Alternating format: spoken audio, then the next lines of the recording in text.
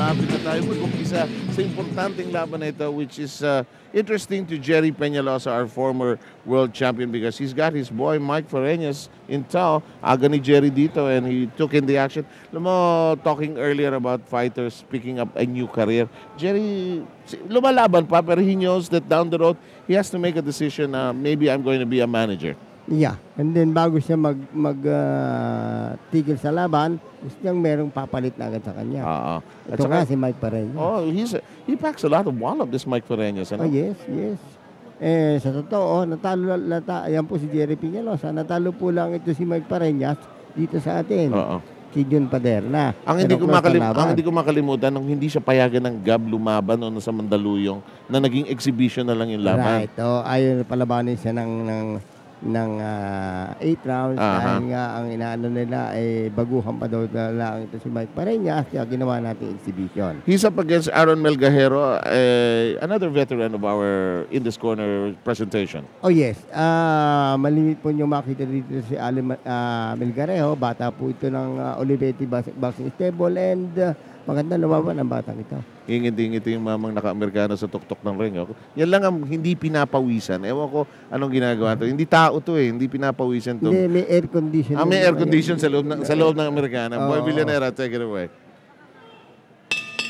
Ladies and gentlemen, this bout scheduled for 10 rounds in the featherweight division. Ladies and gentlemen, introducing first, fighting out the blue corner tonight wearing white. He weighs in at 127 pounds. The PBF number 2 featherweight contender from Olivetti Boxing Stable of Binyang, Laguna. Ladies and gentlemen, Aaron Melgajero. And his opponent in the red corner, wearing black with yellow. Official weight 127 pounds. The PBF number 1 featherweight contender from Jerry Peñalosa Stable of Cebu City. Ladies and gentlemen, Mike Fariñas.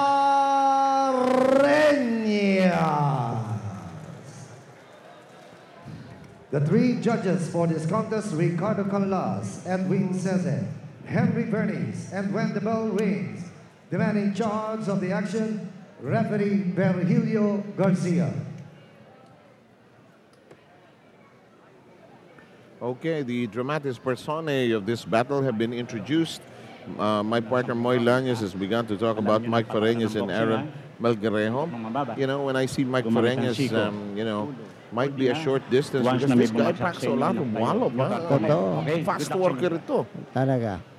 Well, si Mike Fariñas po, yan nakaitim sa inyong TV set. 10 laban po, 8 panalo, 1 talo, 1 tabla. Sa 8 po niyang panalo, 7 diyan knockout. Ang height po niyang 5'6", tumimbang po sa kamo ng 127 pounds. 21 anyo. Samantara, si Aaron Melgajero po, yan po ay bata ng Olivetti Boxing Stable. Nakaputi po. Ang kampo ito ng mga boksingero, apo na po ito ni Oscar Reyes. 13 laban, 7 na panalo, 4 na talo. 4 po diyan knockout. Ang height po niya 5'7", tumimbang po siya ng 127 pounds.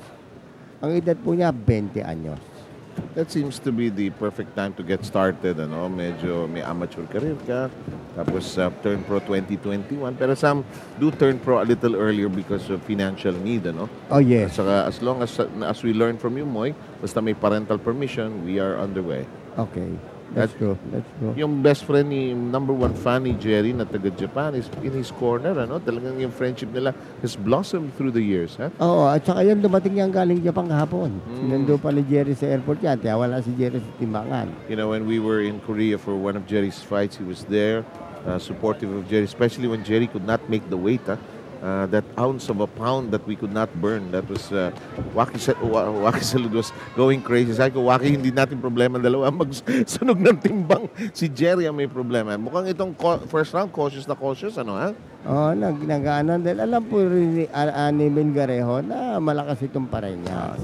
Mas bata sa kanya baga? Oo nga, no? Well, hindi. Mas matanda si Fariñas. 21, ha? Mas matanda, ha? Oo. Ito naman si Melgajero, ang kanyang trainer, tiyo niya, si Dino Olivetti. Dahil ito si Amel Garejo, ang ina niya ang Olivete. Okay. Apo ito ni Oscar Reyes. Uy, medyo nakatamaan na po. Magandang laban itong magiging laban natin na ito. Alam nyo, kung minsan pag may reputation, yung bata ni Jerry Peñalosa, alam natin malakas, you know, you can prepare for it, ano? Oo.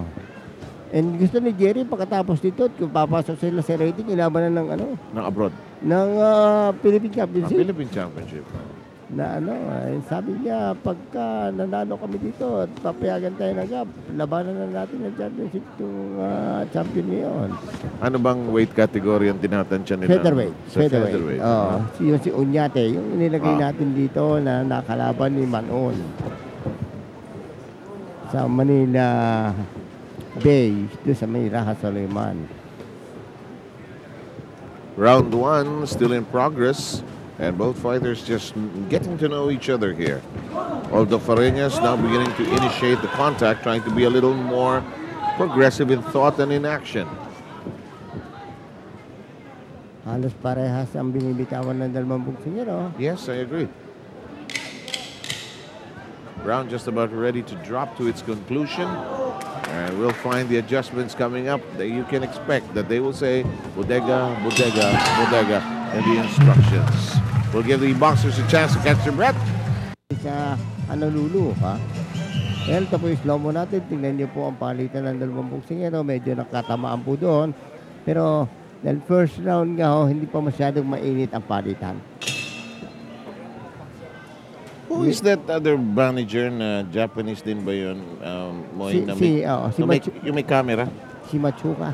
Oh, nakakatuwa siya, no? Pag yung boksingero niya lumalaban. Si Yuki yun. Si Yuki. Wala nang boksingero si wala Yuki. Na ba? Wala ako nakikita boxer si Yuki. Samantala, second round po ang pumapasok sa inyong mga TV screens. Saan man kayo naroon? Kung kayo nasa isang karinderya o di kaya sa isang barberya. At kayo nanonood ng this corner. I-advise nyo lang yung barbero nyo. Kayo na ho magkwento. Alam mo kasi doon sa may Green Hills, pagkatanghali, nanonood yung mga barbero doon sa pinagpapagupitan ng mga anak ko. Pagka maganda yung aksyon natin. Di ba? Nakalata ko yung mga barbero. Doon nakatingin sa TV, ha? Hindi ko sasabihin pangalan ng barberya para hindi naman maano yung mga kaibigan natin doon. Uy. Dito, ang counter-puncher si Mil Garejo dahil mas mataas siya. Ang pasok dito, o slugger, ay si Mike Pareñas. Kaliwete po si Mike Pareñas, kanan po si Mil Garejo. Daghang salamat sa atong mga amigo, Ginebra San Miguel Premium Gym, Grand Matador, Lipovitan Wildcard Gym, President's Avenue. Yan sa Parañaque po yan. Sa mga kaibigan natin, Cebu, Negros, Visayas area at Mindanao, mayang hapon ka rin yung tanan. And we hope you're finding our program adding to your lunchtime enjoyment. And look at Mel Garejo start getting on track here. May power din ito Mel Garejo. Meron din, may lakas din yan. At saka, tatandaan mo sa tayo, best fight natin ito si Mil Garejo. Yes. Nakalaban niya si Greggy Taon. Your memory really impresses me, partner. And that was quite the fight, ha? Oo. Tumama po ito si Mil Garejo, ha? Ito si Fareñas, cautious ito eh. Pero ano ito, mabilis din trumabaho ito. But I'm sure he has learned from Jerry of how to be patient as well eh. May bigla sa katawan eh. Oh. You know, Jerry in his prime when he had one of the best hand speeds ever I've seen. Ha? Oo. Yung bilis nung jab and straight. Well, hanggang ngayon naman, meron pa nun si Jerry. Yan ang huling laban niya. Kamabaksak yung kanyang kalaban eh. And you wonder where that power really comes from. A bit of a low blow there, but passable to referee Garcia. Dahil may pal protector eh. Mapera na, kasi pag full fist ang tumama below the belt, yun low blow yun. Pero pag may pumasok sa above the belt, even a fraction of a hand, consider as legal blow yun. Okay. Dahil nga ng pal protector. You notice that in the Vegas referees, they say, from here to here, that's okay. From here to here, that's okay. Right. Kaya ipinaliliwanag ng mga referee. Dahil meron yung waist belt na mataas, merong mababa. Yep, absolutely. Second round is part of Philippine boxing history. Back in a moment with the future. Okay, Los Trios Caballeros. Nazario, Haro, and Garcia. Sounds like a law office. Nagdidiscuss sila kung anong strategy ang gagawin ng isang boksingero dito. That's a good combination of people that we work with and enjoy seeing every now and then. Moy, this is a close one. Not much headway in terms of dominating the fight for both fighters. Oo, halos wala pa halos nakakaano. Mama po na maganda doon si Melgarejo, pumalit po naman si Pareñas. You know, every time you say that, it triggers them. They suddenly pour it on. And we find Pareñas trying to mark his target, boards in. Melgarejo, however, with a reply, has both hands busy. Oh, look at that shot to the body executed by Pareñas.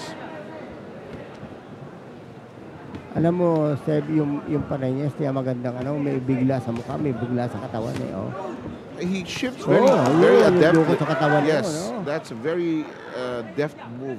He can go to the head, then shift to the body very quickly, like that, huh? Sa tingnan mo, nakataas palagi ang kamay ng Pareñas. Melgarejo naman ganun din, sarado ang pero yung kaliwang cheekbone ni Melgarejo medyo may buko na kaunti, And that seems to be the criticism, like against some fighters like Pacquiao, when they throw their combinations, their hands suddenly go down. In the meantime, tinamaan po si Pareñas doon, medyo nagwabol po si Pareñas. But what you will notice about Pareñas is that his baby face look, his game face hardly changes, and you don't know sometimes if he's hurting. Oo, ang expression ng mukha niya parang look at him go to the body with that left hand. Look at that combination.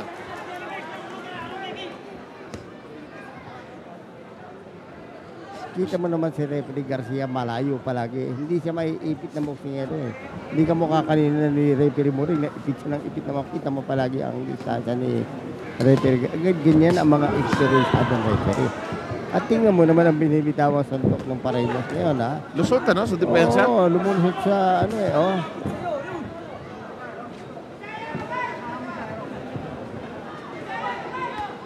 Pero may tibay din yung mga Melgarejo. Kita mo yung mga tinanggap niya suntok kay Pareñas,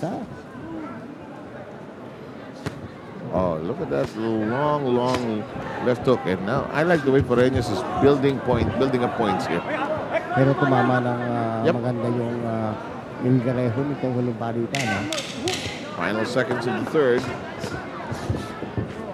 Pareñas trying to weave in those combinations, and Aaron Melgarejo trying to unbolt a degree of power here to sort of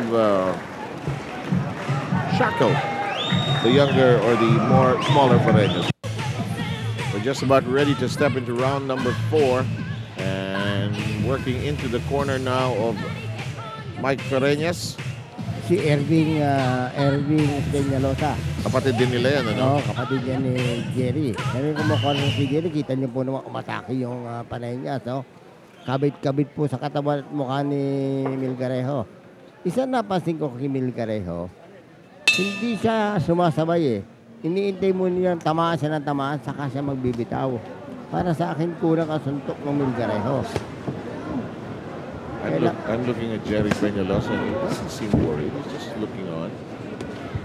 But I speak too soon. Biglang tumasa ulo. Uy, mga bugot ng katawan talaga ni Pareñas talaga. Medyo mababa na konti. Medyo mababa.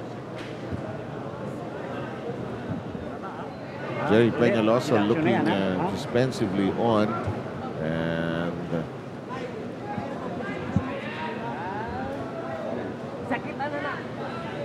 referee Garcia giving him time to recover here. Well, bibigyan nyo ng maximum pa. Nakikita nyo po ang expression ng mukha ni Peñalosa. Yan ang poise ng isang veteranong nasa boxing. Hindi pinaharatang pinakabahan sa laban. Pinakabahan po yan. Ganyan po rin ako pag nanonood. You know, Lito Mandihar is the other great pretender. You know, when Lito doesn't like what he sees, he'll stand up and say something. Oo. In the meantime, if you just joined us, Jerry Peñalosa is interested in the fighter in black. He manages that fighter. And a bit of a low blow. Tandaan mo, didak sila kasunod. Ni Vera Garcia. Ganyan niya si, wala sa kanyang kahit sino ka. Kahit sino manager mo. Pag nagkamali ka, sorry. Sino ka pa?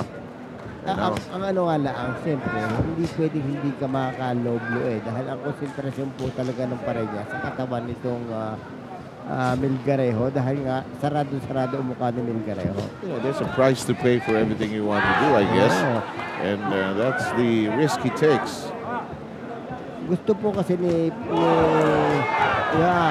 bumukas yung mukha ni Melgarejo. So that he has a target, Moy. Right. Para may target siya. Shorter siya, no? Hirap siya to jab. You might say, oh, jab. Not really. But he is trying desperately to find the target. Short siya pag nag-jab siya Kaya kailangan ang konsentrasyon mo niya, katawang-katawang, tapos bigla sa itaas. And you really have to cut down the distance. Wow! Gets tagged seriously. And he replies. Melgarejo, however, in sincere desire to keep up the pace, tries to bore in. Good shot! Melgarejo seizing the initiative. Dapat sumutok talaga yung Melgarejo Tingin ko sa... Ulo. Nakita po ni Referee Garcia na medyo bumaba po ng kaunti ang ulo po ni Pareñas. Medyo sasaktan si Pareñas sa suntok ni Melgarejo. Melgarejo with a 9-4 win-loss card. And the final seconds just fading out from this, the fourth round. Medyo hirap si Pareñas si Melgarejo pag sumusuntok ng Melgarejo. Peñalosa thinking. I'm back in a moment. Oh, look at this. This happened in the previous round, the fourth. Pareñas getting clipped, tagged seriously here by Melgarejo. At mukhang nasaktan yung Pareñas, Seb. Nag-backpedal bigla Fifth round na, Seb, at kita mo ang dalawa parehong mahangin pa. Talagang pinaghandaan itong laban ito dahil supposedly maglalaban sa yan noong December 10 sa Inares. Subalit ka si Melgarejo nga, kalalaban lang noon. Ang gusto nila, makameron sila ng tamang preparasyon. Kaya hindi sa atin na mailagay natin dito ngayong Enero. Saka may recovery time dapat ng katawan ng boksingero because the 30 minutes that the boxer is atop the ring, that's a lot of tension and pressure and body pain, Right. So ang sabi nga sa amin ni Tino, hindi po kami lalaban kung hindi sa tamang panahon. Ito ang napili lang tamang panahon. Natingin ko naman yung Pareñas nga, kondisyon din, And that is why you need good managers, You need somebody who can subjectively and objectively say, this is the way we are going. Yeah. Kasi kung boksingero lang, lalaban yan ang buwan-buwan. Kasi kailangan kumita at saka miskin ng timbang, laban niya. So what you have to think of, not only the present, but the future as well. Right. In the meantime, Pareñas boring in, but what you like about Melgarejo, he's not interested in the fancied reputation of his opponent here today. He's pouring it on as well. Mas maraming manuntok yung Pareñas, pero yung Melgarejo pag counter, tingin ko nasasaktan yung Pareñas. Yes, but you're right. It's just that the game face of Pareñas does not show it. Yun ang nakita ko. First time pa lang natin nakita ito sa Mandaluyong. Hindi mo alam kung nasaktan siya o hindi Poker face He's like a Japanese samurai, na walang expression. Saka ang straight niya, kita mo talagang pumupuslit at saka galing sa balikat talaga, Saka may kalabit. May bigla yun, Sa patamaan, tingin ko mas maraming patama yung Pareñas, Kulang sa suntok ng Melgarejo. Yan, pag nagtagala sila, ganyan ang laban, hindi siya man nanalo kay Pareñas. Ang palitan, 3-1 Because Melgarejo, because he's taller, when he throws that punch, let's say naghataw siya ng hook, he's suddenly open Right. So very cautious siya So ang tapo niya ng suntok, as you mentioned, 3-1 ang ratio behind siya. Kita mo, ngayon ang palitan.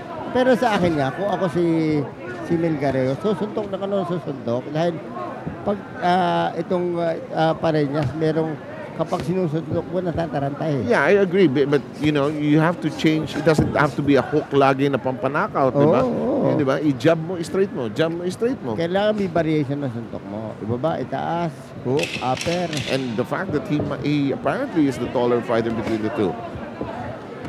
Oh, Final seconds ng 5th round, boys. mas maganda magmatapat yung Pareñas eh. Ako, tinitiyan round na yun, nakuha ni Pareñas.